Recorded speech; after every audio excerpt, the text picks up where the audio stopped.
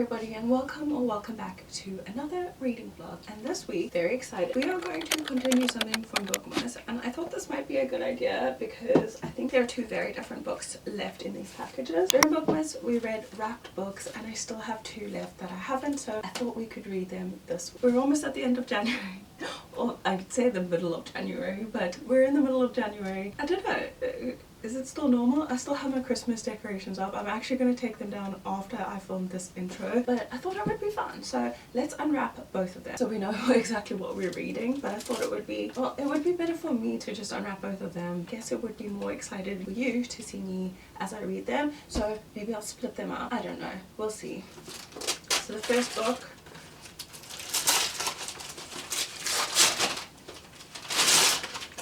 I knew that I had wrapped this one. It was also the tallest one. This is Catherine House by Elizabeth Thomas, and it is a fantasy, I think, dark academia fantasy. It takes place in an academy, but let me get a little bit further in the book before I let you know, because you know, sometimes I can babble and actually just talk in circles and not tell you what the book is about at all. Second book we have here is, oops, upside down, The Baby Shower, The Perfect Day, The Darkest Secrets by S.E. Linz. This is a thriller, so very excited. Two very different books in here, and I think I'm going to start with the thriller. I'm going to start with The Baby Shower because I recently just finished a fantasy, or actually DNF'd a fantasy. Not in the mood for that, but definitely excited for a thriller. I think it's going to get me through some stuff. With that being said, let's get reading.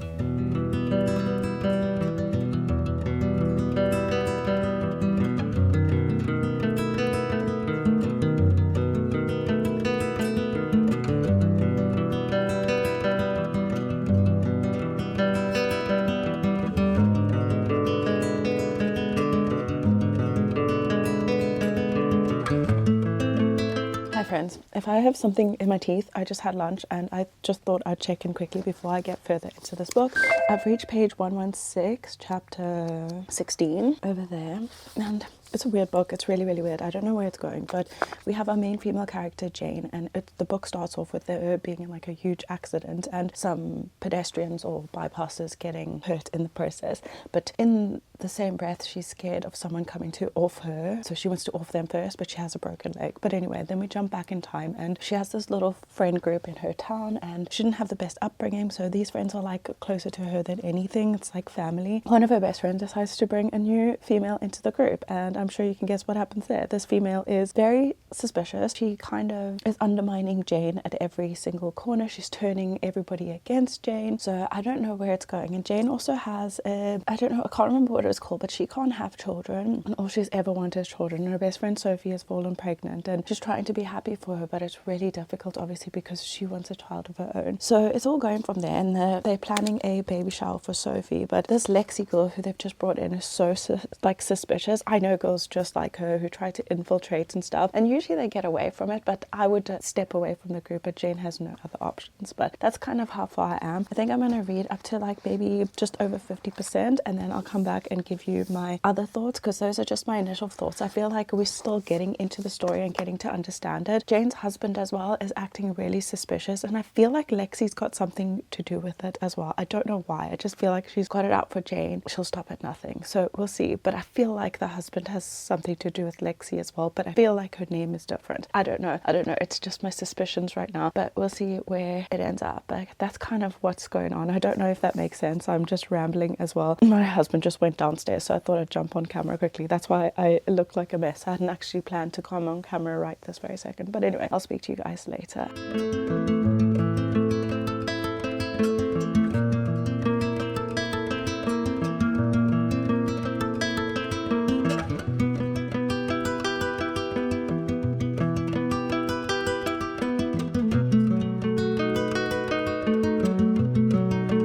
Hello everybody, sorry for the lighting, it is quite dark today, and also sorry for the way I look. It is absolutely freezing. It's been snowing in the UK, where I am anyway, and it's absolutely freezing. So I have like 6 layers on. I have 2 pairs of socks, 2 tops, 2 pairs of pants, so lots going on. But I thought I'd do a quick check-in because it's given me loads of time to read. So I've just reached chapter 33. page 227 over here. I don't know, I'm starting to lose momentum with the book. I feel like it's dragging a little bit, and in parts there are so much details and explanations that I feel don't need to be there. Like I've said a few times in thrillers, I feel like it doesn't need to be that detail orientated. We don't need to know the color of the leaves, the color of her dress, the height of her shoes. We don't need that much detail because we actually want the plot. We don't want a character study, if that makes sense. And a lot of the flashbacks to what happened with her mom, very, very, very detailed. I think it should have just been like a short little flashback, but it's pages at the moment. And then this, her nemesis, Lexi, like we can see that there's an issue, but I don't see why no one else can see it. I don't think I've ever been in that situation where I felt so isolated and alone in a situation. I don't know if any of you have ever felt like that, when someone has come into your group of friends and just kind of wreaked havoc and then no one believes you or something like that. It just feels a little bit too far-fetched in my opinion, because I guess I've always been really close with the friends that I'm really close with, so it would usually be someone coming into the group and all of us are like, you know, what's her problem? She's not suiting our vibe or whatever, and we're quite verbal about it, but I don't feel like they are. So Lexi has obviously just caused so much trouble for Jane, and Jane's basically now been kicked out of her friendship group because she kept a secret from all of them, which was her secret to keep, and this new girl decided to go tell everybody because her best friend Sophie told her. So it's a little bit messy and confusing, and I just feel like it's just continuing on for too long in my opinion. I like the husband's chapters. When his chapters come in, I'm like locked in, focused, because I want to know what happens. And I like the chapters where they flash back to when she's in hospital as well, because she's trying to achieve something in these chapters, and like we're still getting the backstory, which is just taking too long. But I think I'm going to finish it. I think I'm about, I want to say around 60 or 60% through it. So I think I will update you guys when I finish this, which will hopefully be tomorrow. I have been sucked into a hole of TikTok. I don't usually go on TikTok during the week, and today's a Tuesday. I just got sucked into it because I was cold, I was in bed, and I just wanted some comfort. So yeah, but I need to go make dinner now, and then I'll definitely get back to reading, and hopefully we'll finish this by tonight and I can start Catherine House tomorrow.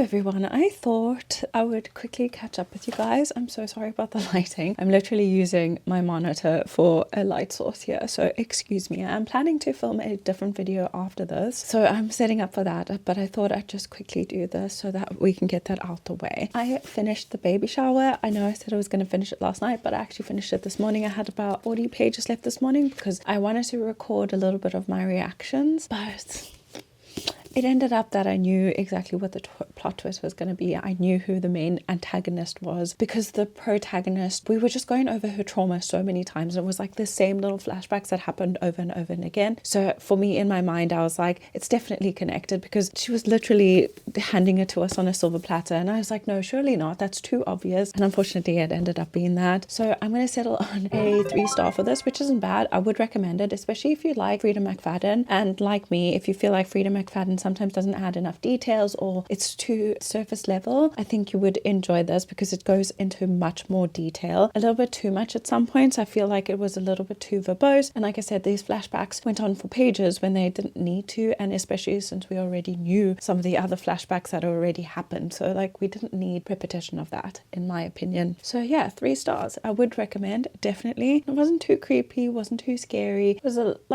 mystery. It was like a little mystery that you're following. It didn't feel too much suspense, although I knew something was happening. It just feels suspenseful for me. Maybe I'm just a tough nut, because yeah, it wasn't suspenseful at all. That's all I can say. So I did start up on Catherine House by Elizabeth Thomas. I started this morning. The first chapter is 40 pages long. 40 pages. However, I must say that I am intrigued. I'm very intrigued. Let me read you the synopsis. It's a whole big thing. I'll read you the synopsis because I feel like they can explain it a bit better. But it says, during During your 3 years at Catherine House, you will have no contact with those in the outside world. You will not leave the grounds during your time at the college. No outside music or books permitted. If we believe you have wandered from the path of learning, you may be sent to the tower. Each of our students has been selected as someone who belongs here at Catherine. You will give to Catherine and Catherine will give to you. We will not let each other down.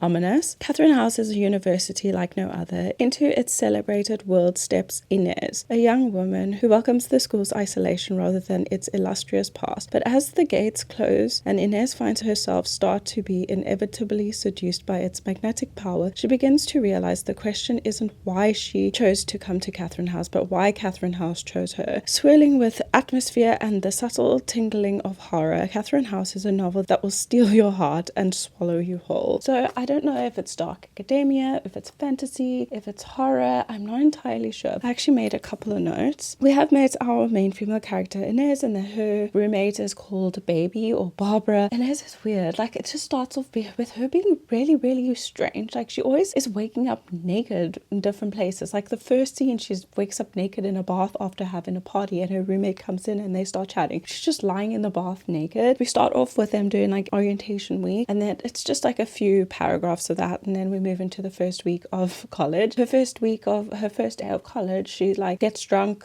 the night before, doesn't make it in time for class. She's sitting in her lesson and this guy in front of her is eating a sandwich and some crisps, and she's just like, excuse me, can I have a bite of that? And he's like, okay, gives her a bite. She takes a huge bite and then proceeds to take another, and he's like, hey, give it back. Before the lesson ends, she's like, do you mind if I have another bite? That is so weird. She doesn't even know him from a bar of soap. Like, that is absolutely weird. She just makes me feel a little bit uncomfortable and a little bit weird. Like, I don't know what her story is or what her background is. We're not learning too much about her either. We're just learning about Catherine House and the history of it and the kind of world building behind it. But I want to know more about her because she's fucking weird, but it's making me laugh. Like, she's a bit of like a space cadet. That's what she reminds me of. Just someone who's completely just spaced out. But yeah, that's how I feel so far. I'm not having the worst time. And like I said, I'm only 40 pages in. So I'll definitely probably let you guys know when I'm around halfway, because I don't know. This is only 310 pages, so maybe I'll read like 100 more pages and then come back and tell you how I feel. But so far I'm intrigued. I really am intrigued.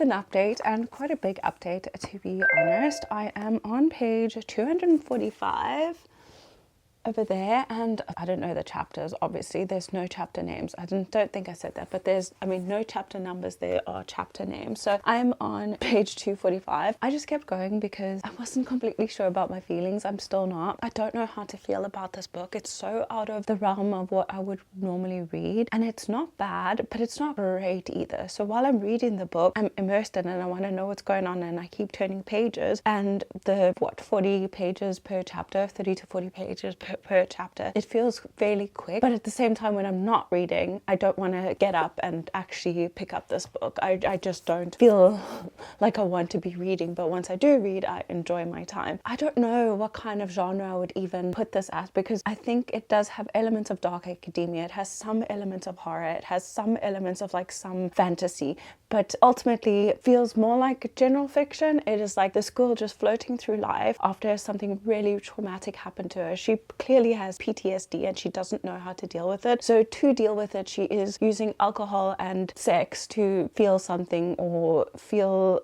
something different from what she feels every single day. The way it's written, you can feel the way she's floating through life. Like, you feel like you're just floating through the story. Like, it doesn't feel linear. Everything just feels really confusing and really chaotic, but at the same time, we don't really care too much about it. So it's very weird. I made some note. They have something called plasm that they're studying. I don't know what it is. It's kind of like atoms. It just makes up everything, but it's concentrated into these pins that they attach to like their heads and stomachs, and it kind of like mends your soul. So I don't don't know if it's something magic or if it's an actual element. Like it's just weird, and I still don't know what it is, and I feel like the main female character doesn't know what it is either. I don't feel like anybody really knows what it is. It feels cultish. It really does feel cultish, like they're trying to heal all these people. The university is free to go to, and they select certain people, but it seems like all the people they're selecting are damaged or have gone through something really traumatic, because 3 years at college, they're not allowed to like leave, they're not allowed to go anywhere, they stay there for the full 3 years, and apparently everybody who leaves there are very successful. But I feel like it's due to brainwashing, because the like ceremonies that they do with this plasm stuff, it kind of alters them and makes them kind of like hazy and want to do good things, and it's not happy, but it's just kind of like in limbo. That's what it feels like to me anyway. I don't know if I'm making sense. The main female character, like I said,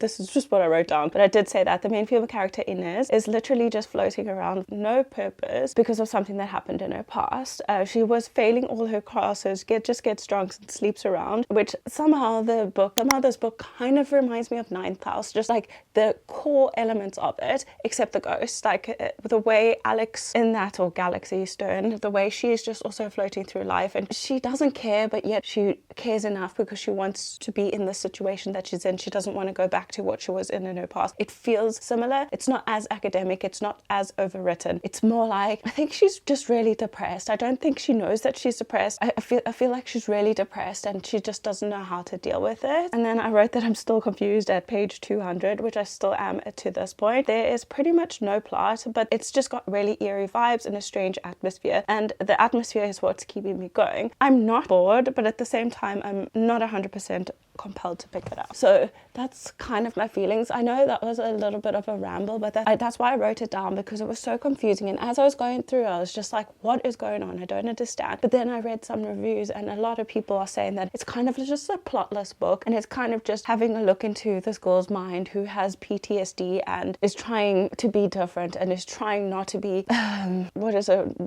judged or identified with her past. So going to the school, you have to kind of forget your whole past, and you just focus towards the future. That's all they focus on. They don't care, and you got to choose like a concentration, and you specialize in that concentration. And then they do the ceremonies, which is cultish for me, and they're like, I'm in the house is in the woods is in the field, and the field is in the house, or something like that. But they just like keep chanting these things, which for me is like brainwashing. So very weird, very, very weird. I'm like, I think I'm 80% through right now. I only have like this little bit to read, so I'll definitely come back to you when I finish, but I don't think my feelings will change. I'm just really confused. I don't know what kind of rating I would give this either. I'm feeling like maybe a 3-star, because it's not bad and I'm really like intrigued, but let's see how it ends, because I just feel like I don't really understand, if that's the word. I just don't understand. It's very confusing, very chaotic, and because there's no purpose to the book, I don't know. Is it speculative? I don't know, because that's usually when I get confused. I don't know how to feel, because at some point you can't see yourself in Inez. Like when I was at college and high school and stuff, and you'd go through stuff and you just try to drink it away or party it away, and like we all did silly stuff like that. Obviously I didn't go through what she went through, but it's kind of like a coping mechanism that a lot of people go through, and that's understandable. But at the same time, it's like, why is no one addressing this? Why isn't she addressing it? Like, there is a problem, and she just refuses to acknowledge that there is a problem. She'd rather just sleep around and forget that there is a problem. Weird. Very weird.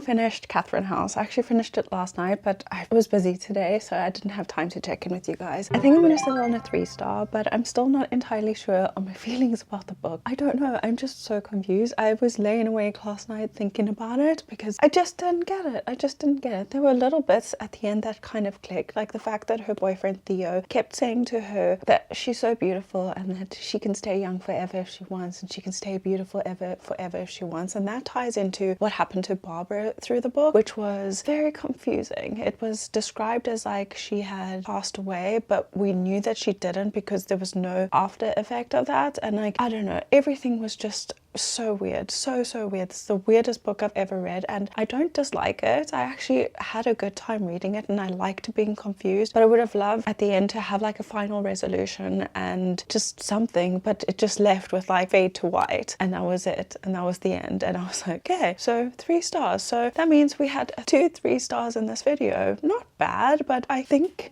not the best way to start off my year. This is my second reading vlog and the second video where I've read very mediocre books, in my opinion. That's everything, guys. I hope you enjoyed this video. That was the last of my wrapped up book, so I don't know what we're going to do from here on. I need to really plan out my content, but let me know if there's any videos you guys would like to see. I'm planning a 24-hour readathon very soon, but we'll have to wait and see when that will be. It's Valentine's Day next month as well, so I might do a couple of reading romance books, but not my favorite. So I might read books with a subgenre with yeah, is that what it's called? Oh, why can't I remember? But anyway, with a subgenre of romance, like romantasy or something like that. I don't know, but we'll have to wait and see. But with that being said, thank you so much for joining me for this video. I would recommend this book. I forgot to say I would recommend this book for people who like plotless.